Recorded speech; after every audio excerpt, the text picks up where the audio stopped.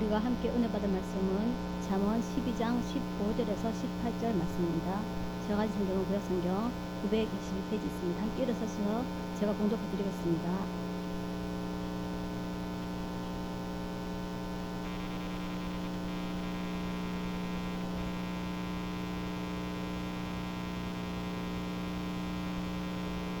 미련한 자는 자기 행위를 바른 줄로 여기나 지혜로운 자는 권고를 듣느니라.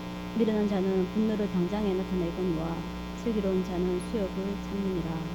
진리를 말하는 자는 의를 나타내어도 거짓 증인은 회의를 말하느니라.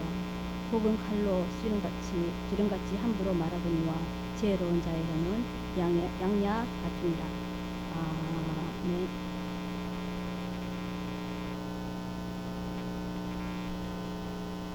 오후 시간에는 제가 시를 하나 읽어드리면서 말씀을 시작하도록 하겠습니다. 말을 위한 기도라는 시입니다. 내가 이 세상에 태어나 수없이 뿌려놓은 말의 씨들이 어디서 어떻게 열매를 맺었을까 조용히 헤아려 볼 때가 있습니다. 무심코 뿌린 말일지라도 그 어디선가 뿌리를 내려질지 모른다고 생각하면 왠지 두렵습니다. 더러는 허공으로 사라지고 더러는 다른 이의 가슴 속에서 좋은 열매를 또는 언짢은 열매를 맺기도 했을 언어의 나무. 주님, 내가 지닌 언어의 나무에도 멀고 가까운 이웃들이 주고 간 크고 작은 말의 열매들이 주렁주렁 달려 있습니다. 둥근 것, 모난 것, 밝은 것, 어두운 것, 향기로운 것, 반짝이는 것. 그 주인의 얼굴은 잊었어도 말은 죽지 않고 살아서 나와 함께 다닙니다. 우리 성도님들은 이 시를 들으시고 어떤 생각을 하셨나요? 나이가 들수록 말하는 것이 참 어렵구나 하는 생각을 많이 하게 됩니다. 그래서 입술에 바수콘을 세워달라는 기도를 하시는 분들이 꽤나 있을 겁니다. 오늘은 말의 열매라는 제목으로 하나님께서 지혜로 구하며 말씀을 나누겠습니다. 우리 성도님들은 잠언 말씀을 매일 한 장씩 듣거나 읽거나 볼 것입니다. 잠언은 지혜의 말씀입니다. 삶의 지혜가 담긴 책입니다. 지혜는 금이나 진주보다 더 귀합니다. 잠언은 하나님의 백성으로서 어떻게 살아야 할지 삶의 지혜를 알려줍니다. 잠언은 히브리어로는 마샬이라고 하는데 속담, 격언이라는 뜻입니다. 속담이나 격언은 머리 좋은 사람이 만들어낸 것이 아니라 오랜 세월 수많은 사람의 경험이 담긴 그런 응축된 말입니다. 그래서 짧습니다. 짧은데 뭔가 번뜩이는 깨우침이 있습니다. 잠언 성경에서도 날카로운 콧쟁이 같은 말씀이 있습니다. 그래서 히브리어 마샬이라는 말이 우리나라 말로는 잠언이라고 옮기는데 이것이 굉장히 기가 막힌 번역입니다. 잠언 잠자가 바로 바늘 잠자입니다. 그러니까 바늘같이 찌르는 말이라 이런 말입니다. 그러니까 잠언은 찌르는 말 그런 말 뜻인 거죠. 좀 뜨끔하고 경찰하자는 그런 말씀인 거죠. 유다왕 히스기야 시대에 편집한 잠언은 찌르는 말씀입니다. 매일 잠언을 하루에 한 장씩 읽고 마음에 와닿는 구절을 적고 마음에 한번 새겨보십시오. 지혜로운 사람으로 바뀌어갈 것입니다. 지혜롭다는 것이 똑똑하다거나 아는 것이 많다 그런 것으로 지혜롭다고 말하진 않습니다. 잠언은 지혜가 참된 지혜가 되려면 반드시 의를 갖춰야 한다라고 가르치고 있습니다. 의가 없는 지혜는 악한 꾀에 불과하면서 악한 꾀에 불과하다 그런 말이죠. 그리고 지혜는 반드시 정도를 걷는 모습으로 드러나야 된다고 말씀하십니다. 요행을 바라거나 편법을 써서 쉽게 이득을 취하지 않는다 그런 말이죠. 그리고 지혜는 모든 말로 또 드러나야 된다 그렇게 가르치고 있습니다. 지혜가 말로 드러나야 한다는 것은 집중으로 말씀하시고 있는 부분이 오늘 우리가 함께 나눌 15장 뒷부분입니다. 오늘은 15절에서 25절 말씀까지 한 절씩 살펴보면서 말씀을 전하도록 하겠습니다. 15절 말씀 함께 한번 읽어보도록 하겠습니다. 시작. 미련한 자는 자기 행위를 바른 줄로 여기나 지혜로운 자는 권고를 듣느니라. 아멘. 미련한 자는 행위를 바른 줄로 여긴다고 하는데 자신의 주관적인 아집에서 앞에서 객관적으로 하는 충고나 권고를 교역한다 그런 뜻이죠. 그렇다면 지혜로운 자는 어떻습니까? 권고를 듣습니다. 지혜를 수용한 자는 겸손함과 탁월한 통찰력을 겸비하면서 자기 판단에 대한 오류의 가능성을 인지하고 있으며 그 상황에 대한 객관적인 지혜가 항상 염두에 두기 때문에 타인의 충고를 진지하게 경청하고 듣는다 그런 말이죠. 그러니까 부족하다 생각하는 것이 바로 지혜입니다. 잠언은 단락을 잘 보이지 않아서 읽을 때 끊어읽기가 쉽지 않습니다. 미련한 자는 어떻고 지혜로운 자는 어떻다 이런 식의 구절이 나오면 이제는 단락이 바뀌겠구나 생각하시면 대충 맞습니다. 15절이 그런 말씀이니까 대충 여기서 새로운 단락이 시작된다라고 보시면 됩니다. 자기가 바르다고 생각하는 사람은 지혜롭다 하십니까? 아니면 미련하다 하십니까? 자기가 바르다고 생각하는 사람은 미련하다 하시죠. 그럼 지혜로운 사람은요, 남의 공고를 듣는 사람이다 라고 가르치고 있습니다. 자기가 바르다고 하는 사람은 남의 공고를 듣지 않습니다. 자기가 부족하다고 생각하는 사람은 다른 사람의 공고를 듣습니다. 이런 식으로 생각하는 여유가 있었습니다. 나는 덩치는 개미보다 크고 빠르기는 거북이보다 빠르고 똑똑하기는 상당히 똑똑하지. 그럼 세상에서 누가 가지고 똑똑한 겁니까? 바로 여우 자신이 가지고 똑똑한 겁니다. 이런 식으로 생각하면 다른 이의 공고를 들을 리가 없습니다. 내가 잘나고 내가 맞는데 말이죠. 자신의 주관적인 아집에 사로잡혀서 이건 충분하 공고를 듣지 않고 이런 사람이 미련한 사람이죠. 지혜는요, 덩치에 있어서는 코끼리가 나보다 크고 빠르게 있어서는 치타가 나보다 빠르고 지혜에 있어서는 인간이 나보다 낫구나 라는 식으로 생각하는 수가 바로 지혜로운 사람입니다.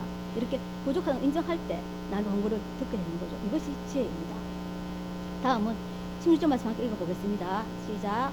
미련한 자는 분노를 당장에 나타내거니와 슬기로운 자는 수욕을 참느니라. 아멘.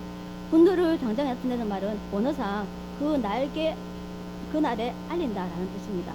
기억 성경에서는 미련한 자는 당장 분노를 나타내거니와 라고 번역을 했는데 이 번역이 더 자연스럽습니다. 미련한 사람은 감정을 절제하지 못하고 분을 잘 내는 이런 사람이 미련한 사람입니다. 이는 곧 절제할 줄 모르는 본능적인 감정에만 의거해서 자신의 감정을 충동적으로 표출시키는 것은 바로 미련한 자여 우매한 자들인 것입니다. 실로 이러한 즉각적인 감정의 표현은 그 동기가 선한 것이었다 할지라도 선한 것이든 악한 것이든 간에 그 피해 손해를 상관없이 유발시키기 때문에 항상 져주면 다 더 괴롭힌 사람들이 있습니다. 그런 사람에게 계속 져주기만 하는 것이 아니라 능사가 아닙니다. 한번 따끔하게 맞대응하는 것이 그 사람의 죄가 덜 짓고 또 나도 괴로움에서 벗어날 수 있는 길이 됩니다. 여기서 당장 분노를 나타낸다는 것은 무슨 일만 있으면 습관적으로 화를 낸다는 것을 의미합니다. 화가 습관이 된 경우입니다. 조금만 기분이 상해도 분노가 폭발합니다. 당장 분노를 나타낸다는 것은 그날 사정 결단한다 그런 뜻이기도 합니다. 그런 사람에게는 목숨 걸 만한 일이 한두 가지가 아닙니다. 별거 아닌데도 참지 못하고 감정을 드러내는 것이죠. 도로에서 차 두 대가 시비가 붙었는데 한쪽 운전자가 도로 가운데서 차를 세워서 상대 차를 막더니만 트렁크에서 사부 꺼내서 상대방 차를 휘둘렀습니다. 둔탁한 소리를 내면서 상대방 차 일부가 부서져서 파편이 튀었습니다. 그런데 그 튄 파편이 그 사부를 내두른 사람의 눈에 들어갔습니다. 죽겠다고 눈을 붙잡으면서 주저앉았는데 누굴 원망하겠습니까? 자기가 휘두른 자기가 맞았는데 말입니다. 그리고 그 사람들을 보복운전을 했습니다. 그리고 사빌은 특수폭행으로 입건되고 또 차량 파손에 따른 손해배상까지 인생의 한순간에 와장창 무너지게 되었습니다. 저렇게 상식 이하로 운전한 사람도 있구나 하면서 그냥 손수 한번 짚고 지나갔으면 될 일을 사정 결단 내려라는 생각으로 자기 인생의 결단이 난 것입니다. 다윗이 압살롬의 반역을 피해서 도망칠 때 사울의 지나였던 시므이가 저 건너에 따라오면서 피를 흘린 자여 비루한 자여 가거라 하면서 욕을 하면서 저주를 했습니다. 시므의 저주를 듣고 분노한 다윗의 그 아들이 건너가서 시므의 목을 베겠다고 하자 다윗이 말했습니다.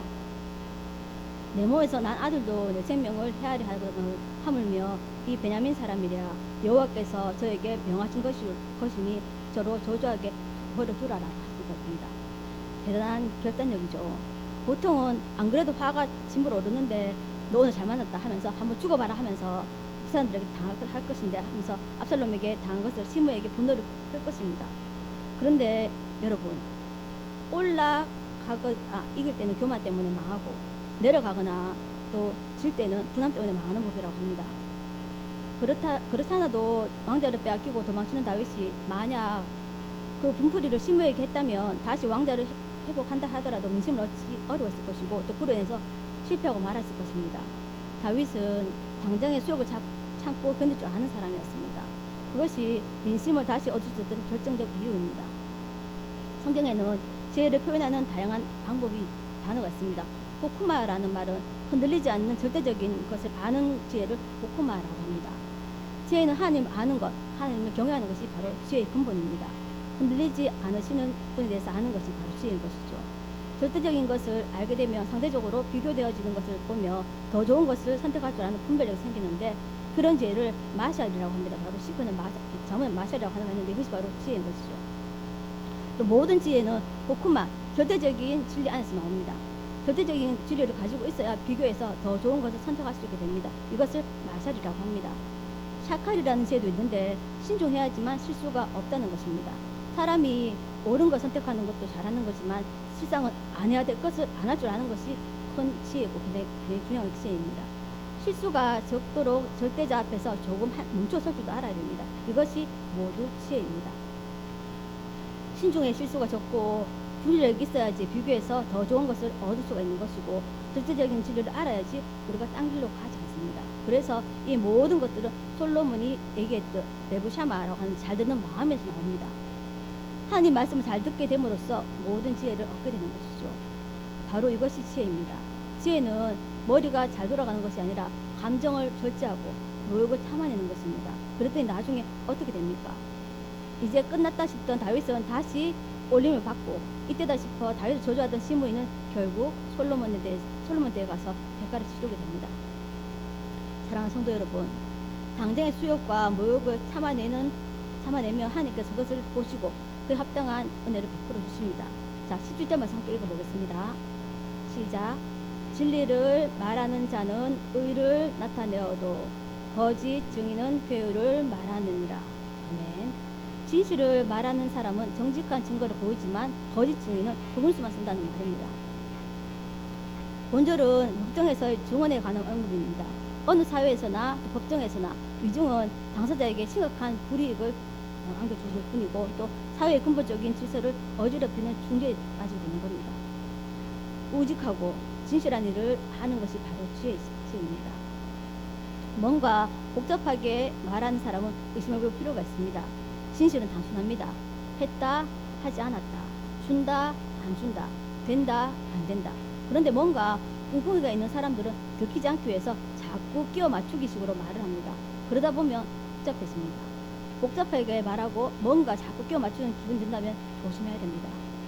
머리 좋은 사람은 이렇게 말하는 것이 자기에게 유리한 것인 것처럼 순간적으로 판단이 바로 됩니다. 하지만 순식간에 잘 딱 계산되고 말을 하는데, 좀 더딘 사람은 그렇게 말하지 못합니다. 있는 그대로 말을 합니다.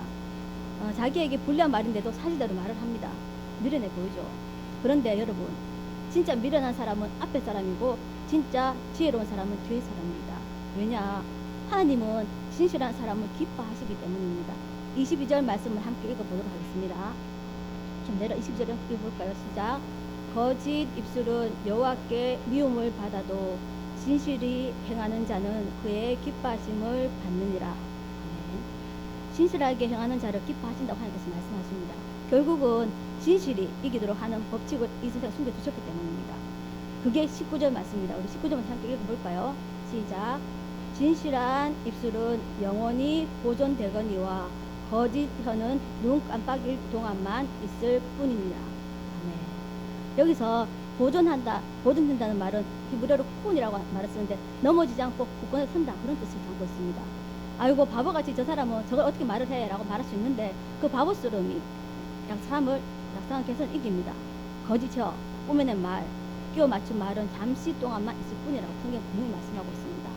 당장은 지혜로 보이나 아침 안개처럼 해가 뜨면 쉬 사라집니다.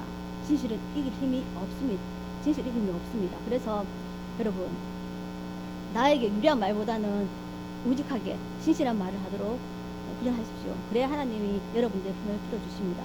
자, 18절 말씀 함께 읽어보도록 하겠습니다. 시작. 혹은 칼로 찌른같이 함부로 말하거니와 지혜로운 자의 혀는 양약 같으니라. 아멘.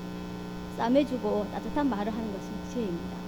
18절에서 칼로 찌른같이 하는 것이라고 말했는데, 남을 상처 주는 말을 잘 내뱉는다는 그런 뜻입니다. 함부로 말하는 것은 생각 없이 구별 없이 말하는 것입니다. 허구한 날 속 썩이는 신랑과 사는 사람에게 남편 자랑 1시간 이상 늘어놓는다면 그런 사람 어떻겠습니까? 살만 나지 않는 마음, 그 마음이 상처입니다. 내가 하고 싶은 말이 있더라도 그 말을 하기 전에 듣는 사람의 입장과 상황을 한번 생각해 보시고 말하는 것이 바로 사려 깊음입니다. 신앙에는 사려가 깊어야 합니다. 남의 약점을 건드리는 말을 습관적으로 하는 사람은 칼로 찌른같이 함부로 말하는 사람입니다. 그런 사람은 입에 날카로운 칼을 달고 사는 사람과 같다고 의미하고 있는 것입니다. 결국 칼로 찌른같이 했던 말은 나중에 다시 흘러갔습니다. 이 사실은 우리는 잘 압니다. 하지만 우리 힘으로는 이것을 이겨낼 수 없습니다. 그러므로 우리도 시편 기자처럼 입에 파수꾼을 세워달라 기도해야 됩니다. 여호와여 내 입 앞에 파수꾼을 세워주시고 내 입술의 문을 지키소서.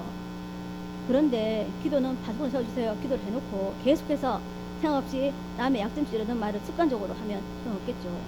기도를 들었으면 기도를 실천해야 그게 올바른 기도입니다. 요단강을 놓고 기도해놓고 했으면 믿고 요단강을 건너 가야 됩니다. 그리고 여리고성을 놓고 기도했다면 여리고성 매일 여리고 돌아야 합니다. 그저 감나무에서 감 떨어져서 내 입에 들어가기만 바라는 것이 아니라는 말입니다. 그럼 이 파수꾼을 세워달라는 기도를 했으면 어떻게 되겠습니까? 제가 좋아하고 존경하는 목사님이 하신 말씀인데, 이 목사님은 어떤 상황 앞에 습관적으로 떠오르는 목사님 한 분 계시다고 합니다.